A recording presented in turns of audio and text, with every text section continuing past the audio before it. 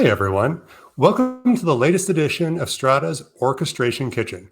Today's episode, we're going to be talking about how to enable passkeys for non-standard applications using Trusona. And you'll notice on our screen today that we actually have a special guest joining us. So as always, I am your host, Mark Callahan. I'm on the product marketing team here at Strata, joined by Chef Terry Kozard, who heads up our solutions engineering team at Strata. And joining us today is Simon Berman, SVP of Product Marketing from Trusona, to talk a little bit about how we're going to work with passkeys and those pesky legacy non-standard applications. So as we think about what we're going to discuss today, we follow a familiar format agenda-wise with how the kitchens typically go. We are going to start off with just a quick snapshot of what identity orchestration is as a technology. We want everyone to have just a good baseline of what that is. Next, we'll do just a quick refresher on passkeys themselves so that everyone has a common understanding of where we're going there. Being that this is a cooking show, we can't do this without a recipe. So of course, we'll then switch into a whiteboard and we'll actually draw out how this spicy recipe and challenge is going to take place. And then the best part of all this is we do it live. This is the purpose of the Orchestration Kitchen is to show how identity orchestration can make these challenges possible and solved for in just a matter of minutes. So we'll be doing that live. And as always, we'd like to take your questions throughout. We'll either get to those as we go or gladly get to those at the end. So be sure to use the button on your screen if you'd like to submit any questions. So without further ado, Chef Kozard, I'm going to turn this over to you. Kick us off with just that quick TLDR on what is identity orchestration. Absolutely. Thanks, Mark. So identity orchestration really is a new paradigm. It gives us the ability to do things that just previously haven't been able to be done in traditional identity ecosystems. So identity providers, while very powerful and beneficial, don't always get access to all the applications. It doesn't have modern things like resiliency, that what happens if something goes offline. And so what we've introduced is an identity control plane that allows you to abstract all of the common features that are there. So the identity orchestrator, we call it Mavericks, sits in the user journey as a user tries to get access to an application, modern or legacy. We're going to focus on the legacy kind of non-standard based applications for today because that's often not top of mind for a lot of people. But the orchestrator allows us to abstract out things like authentication, where we can take advantage of all the great new capabilities that Trusona brings in terms of passkey as a service to your application. But we can do it for all of the common ecosystems access control decisions. In Trusona's case, we don't need MFA. They do it already on the front end and do a great job of it. But sometimes we need to go get additional information that may be scattered throughout the organization. Sometimes an organization is trying to go to an authorization engine, Amazon verified permissions, Plain ID, Axiomatics, those types of platforms that exist that applications just don't natively understand very well, but we do. And then ultimately, the secret sauce for Mavericks is what we do is we create a token in a way that the application natively expects it. So if that application expects headers, great, we can speak headers. If it expects cookies, tokens, claims, whatever you need or want, we can do those things dynamically, all very quickly and efficiently. So it all works very, very, very simply and very efficiently. But part of why you're here today is certainly to understand how the benefits of passkeys can be expanded to these non-standard applications. So to that end, we'd love to have Simon talk to us about Trusona and how they can help us. All right. Thank you, Terry. Just confirming you can hear me okay? Sure can. All right. So before we talk about passkeys, a few quick words about passwords. And I think it's fair to say that we all hate passwords. We all have dozens of them, if not hundreds of them. We use them as employees, as consumers, as customers, and as citizens. And remarkably, passwords have been around since the 1960s. Very few technologies have a durability of 50, 60 years. However, I think we would all agree that they're well past their sell-by date. In fact, if you look at any of the market stats, passwords and static credentials are the root cause of the vast majority of all hacks and breaches and phishing attacks. And the way the industry over the years has tried to make passwords more secure is basically by slapping on other layers of security known as two-factor authentication. A common example being sending an SMS message to the user's phone with a 6 or 8 digit OTP, one-time passcode. And even these layers are no longer secure. So the bottom line is, from a password perspective, the user experience is terrible, causes a lot of angst and frustration. The security posture is weak and no longer effective. And from an enterprise cost perspective, the stats are that 30 to 50% of all help desk trouble tickets are password related. You need to do a password reset, your account's been locked, and so on. So this is where passkeys come into play. And passkeys are a relatively new solution to the problem of online or digital authentication. They are a worldwide standard, I should point out, developed by an organization called the FIDO Alliance, FIDO, which stands for Fast Identity Online. And they rely on more modern technologies such as PKI and asymmetric cryptography. The good news is that thanks to the major platform vendors like Apple and Google and Microsoft, passkeys are ubiquitously supported on all of the major devices that we use, from smartphones to laptops, tablets, and desktops. In fact, some of you may already be using passkeys today to access some of your systems like Google Gmail, which in May announced support for passkeys. Yep.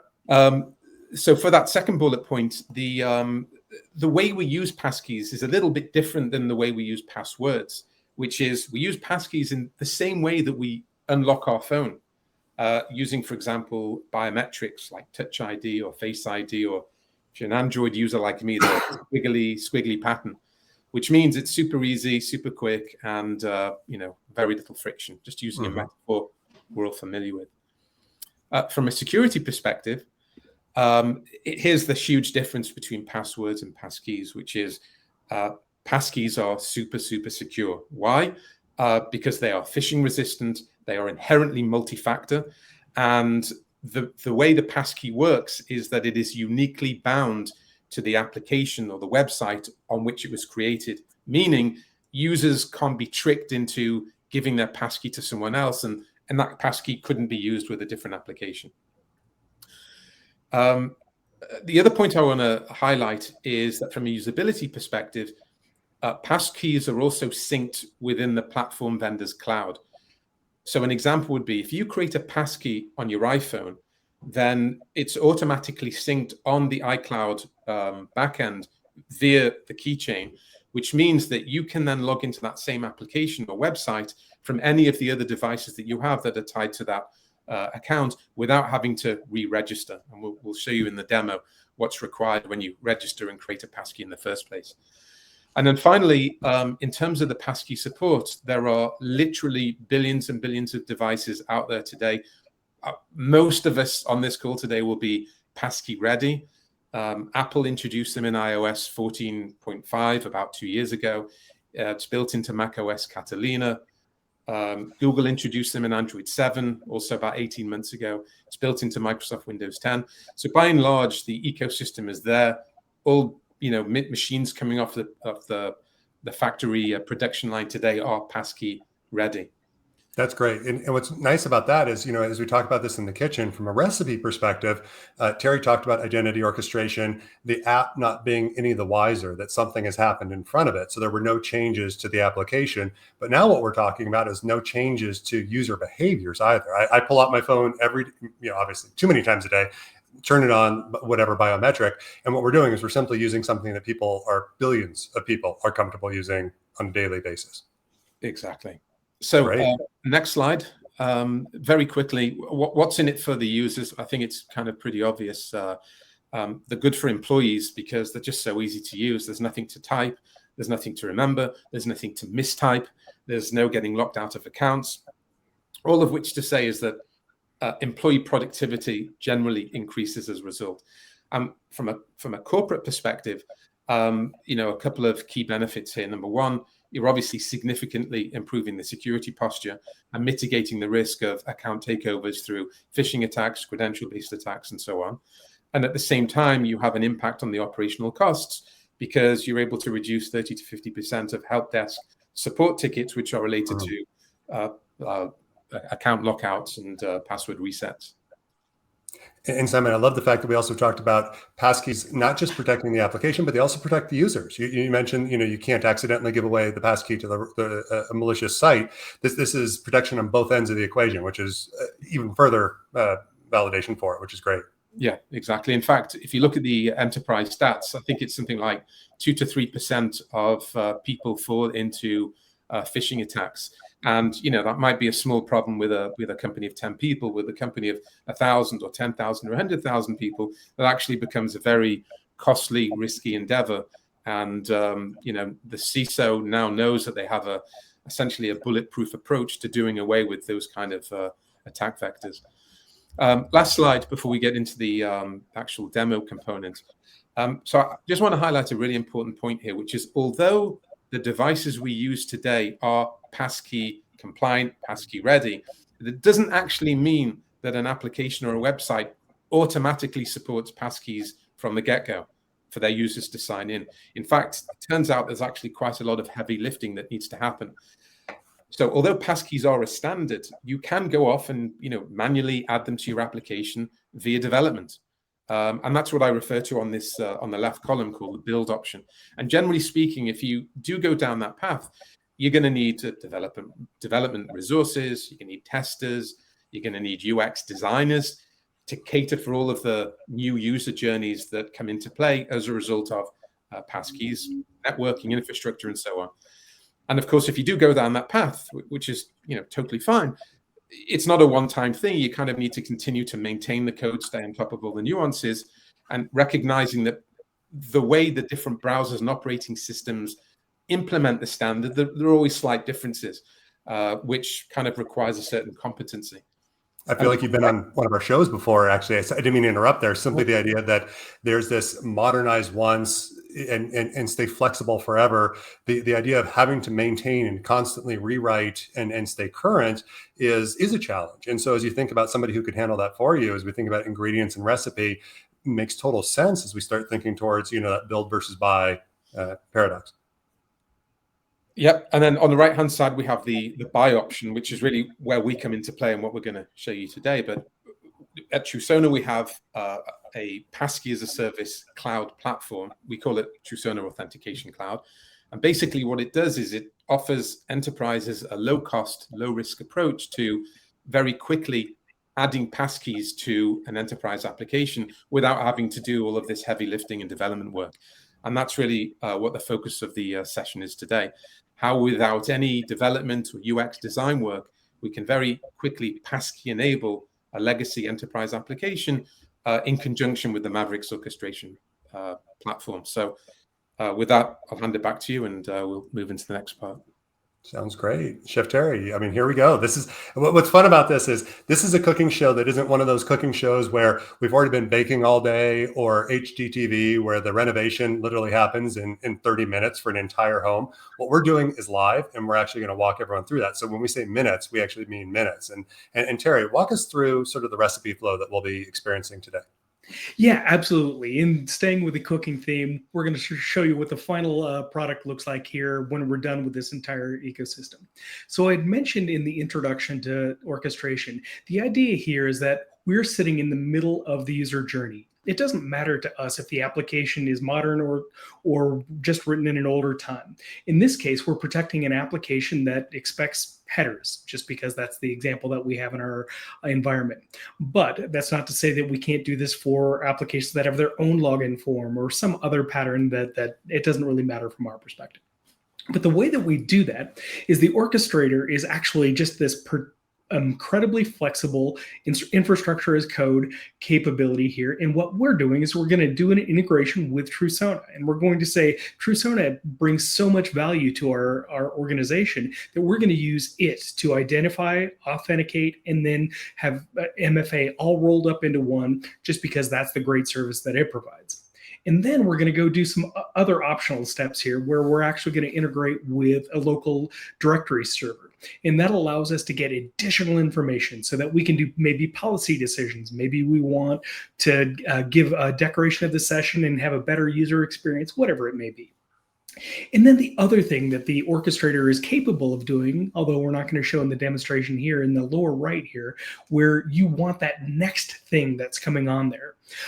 We are perpetually modern. So you can add new capabilities like continuous access evaluation. You can add a risk platform. You can add whatever it is next in your identity journey, because the fabric itself knows how to interact with all those things. And by the way, in order to add Trusona or any of these other integrations, there hasn't been a single line of configuration changed in those web apps at all. They don't know the world around it changed. It's pretty novel, and that's why the partnership between Trusona and Strata really can be very, very valuable to our customers and our partners. So cool. We sometimes refer to this idea of the identity treadmill, or the analogy of the Golden Gate Bridge. The team that's painting that bridge starts at one end, gets to the other, and by the time they get to the other end, the salt air has already eroded the paint that they did on the front, and there they go back in. And Simon, I see you smiling too. This is what happens, and we know it well. And so what's cool about this is that really it's that modernized once, flexible, and modern forever, which again, I smile every time we say it, but I have to call it out just in case this is the first time our audience has heard this concept. Absolutely. So in order to get all this goodness, it really couldn't be simpler. We've really, both Trusona and Strata have gone to great efforts to take a very complex problem and make it as simple as we possibly could, so that you can easily do these kind of capabilities. From the Strata Mavericks thing, the first step is creating the fabric elements.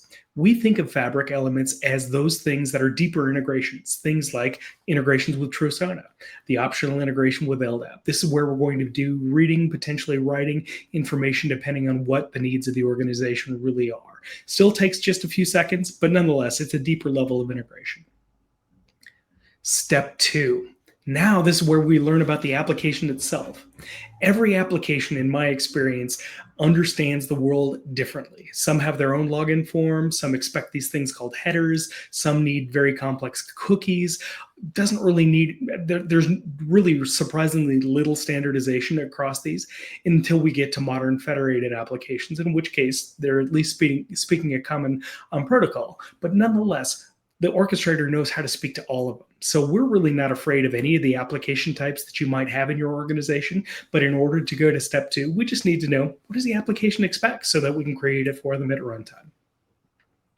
And then the third step, we're getting back to that final diagram that we started with. We stitch it all together in what we call a user flow. So in our user flow, when we walk through it, we now have the ability to go in and say, we're going to use Trusona for our authentication and identification of users. We're then going to optionally add additional attribute providers and things like that.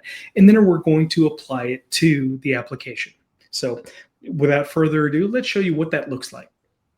This is great. So we're getting our, I'm so sorry, Terry. This is where we're getting our ingredients together to build said identity fabric. So if we're on Chopped, we have lovely lobster tail, but it might be mixed with Nutella and American cheese and who knows what else you have. But you're creating your own unique identity fabric from this mix of services and ingredients. That's exactly right. And so you can swap pieces and parts out as you need or want, depending on the needs of your organization. So here, the first step, the identity fabric, is this is where we integrate with Trusona. So really couldn't be easier. Trusona makes it super easy for us to integrate with, because they use a modern standard OIDC. So we just do the metadata exchange that that is standard in OIDC. We create client secrets and client IDs and secrets from there, and then they give it to us, and then we give us the URL that the orchestrator is sitting on. Couldn't be simpler. Step 2. This is where we start learning about the application itself. Doesn't matter if it's modern or legacy. In this case, we're going to pick on a legacy application that expects to eat headers. So we find out for this type of an application, we're a proxy. We're not always a proxy for all applications, but this time we are. And this tells us where's the application that we're proxying. Tell us a little bit about the pages that may need additional checks or protection within it. And then other information about unauthorized error pages. So super quick, just tell us about the application. Step 3, creating a user flow that stitches all of the pieces and parts together into a cohesive dish, as it were. So here we're going to create the Sonar application that I've been talking to you about. We're going to use Trusona as an authentication provider because it does what it does. If we want to add the identity fabric, it's simply just a matter of saying, look, in order for us to tell the LDAP server about the user that's authenticated, we now create an attribute provider. That quickly, gang. If we want to add additional finer grain access control, just a matter of just saying, tell us about the data that we're going to find from LDAP or Trusona and let us know that this is the right thing. And then, as I'd mentioned, this particular application is expecting headers. It used to be protected by a program called SiteMinder. So creating that couldn't be simpler. Give us the name of the header that it's expecting. Give us the place that we're going to find that information from Trusona, email in this case, and then you're done. You commit the change, you deploy it into your environment, and then you're completely finished with the entire thing. Minutes. We deploy in minutes, not months. And so the partnership between Trusona and Strata really allows you to do this to all of your applications in a way that you probably couldn't without a lot of application rewrites before this. We were talking before the episode. We were looking at the attendee list, and we saw a number of registrants who were from systems integrators. And I'm sure they're very familiar. Your audience are very familiar with all those policies that might be associated with a legacy application. And you're going, how do I replicate these policies? Everything you just showed, is it just drop downs and very quick rule settings that you did one time? That's exactly right. And you build it once, deploy it multiple times. That's the music to an integrator's ears as far as everyone I've ever talked to. So let's actually show this from an end user perspective to just show how easy and, well, simple. Nothing about this technology is easy, but nonetheless, we made it as simple as we could. So from an end user's perspective, what I'm trying to do here, I just switched to a Safari browser. And now I'm trying to go to an application that's protected by Mavericks. Mavericks in the policy, as you saw, is leveraging Trusona to identify and authenticate the user. So the user comes right here, and in this scenario, the user's already registered for a passkey. We've already gone through the opportunity to identify myself and prove that I am indeed Terry Cozard, Terry at strata.io. And so there's been a lot of great technology, very secure, very enabling technology that's taken place prior to this. So now all I have to do is I go ahead and select that I want to use this passkey into the application. It's natively integrated to my operating system because that's the beauty of it, is that all the major operating systems support it out of the box. And now I have the opportunity to use whatever is appropriate for me. Face ID, I'm going to use my fingerprint, whatever it may be, to prove to my operating system that I can indeed provide this passkey. And lo and behold, we're into an application. As I'd mentioned, this is an older application, still very valuable to the organization, but it was just written at a time before FIDO existed. It was written at a time before modern federation protocols existed. And so that's where the value that Mavericks comes, is that we can easily bring those into the fold, make them first-class citizens in everything that you do. So very, very, very powerful. So the next thing I'm going to show you is I'm going to actually show you what does the registration flow look like. So here we've got the kitchen. Now I'm going to break out of my full screen and I'm going to refresh this. So Simon, we love working with Simon and Trusona because of how quickly both of these registration processes take. It's the problem with a good identity demo is you almost have to like do it in slow motion and be like, did you see it? Because it goes so quickly and so seamlessly. And so I think, Simon, as from a registration perspective, equally very, very quick and simple and seamless and one time for the individual. Absolutely. And so I showed you the kind of after picture. Somebody's already registered and they need to get into an application. It would have taken about a quarter second had I not drawn it out with an explanation. Now let's show you what it looks like to actually register for the first time. So here I'm going through a different browser and I'm coming into the exact same application. So this time I'm going to create my own passkey using my own credentials. And what's going to happen here is that Trusona, being the fantastic managed service that they are, they send me a one-time passcode to my email to verify that it is indeed who I say that it is. Let's go ahead and take a look at that. 226048. I kid.